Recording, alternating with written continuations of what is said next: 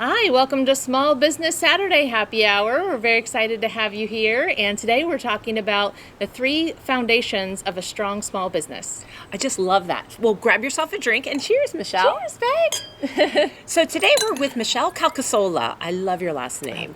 And Michelle has been one of our coaches since 2015. Yes. And I have to brag for just a quick moment. Michelle just recently won the top coach in the world, that is globally, according to Action Coaches. So congratulations to that. Thank you. So Michelle, tell us what one of them is right now. What's one of the 3? One of the 3 would be having a great mission statement. So this is something that is going to tell the world what your business stands for. So how you like to work, what's important to you and your team. And this is something that definitely can be publicly displayed on a wall in your business, can be on your website, and you want to share it. Usually it's only a couple of sentences, so something that really gets you that foundation of knowing what we're here for. And even if you wrote one, if your business has been existing for a while, you may want to take a step back, do an exercise. We have an exercise that we work with through our clients to help them to come up with that mission statement. I love that. And sometimes you need to check in with it, because maybe as your business has grown, maybe you've lost focus of that mission.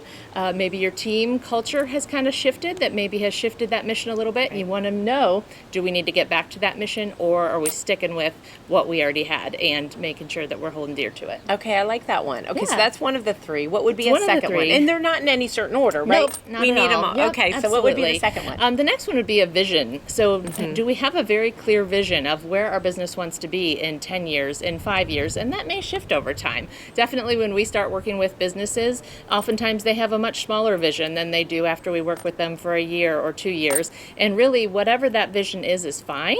It's just a matter of, has your vision gotten bigger? And that's something that you would want to be, it's sometimes very personal for the owner, but oftentimes it is something we want to share with the team. I agree. If we're already at a $1 million business, is our goal in 5 years to be at a $5 million business, or is it to stay a little bit smaller and only be a $1.5 million business? And not just about the money.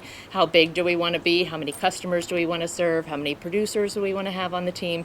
The more clear you can have your vision, the better you're going to be to get there. It's just like on a roadmap. If you don't tell Waze or GPS where you want to go, there's no way for it to help you to get there. So it's very important to know what your long-term vision is. I like that. And I like the one thing you said is communicating. Perfect. Okay, so let's move on to number 3. All right, number 3 is the core values. So what are the values that you have and your team have, and that you're going to hold each other accountable to?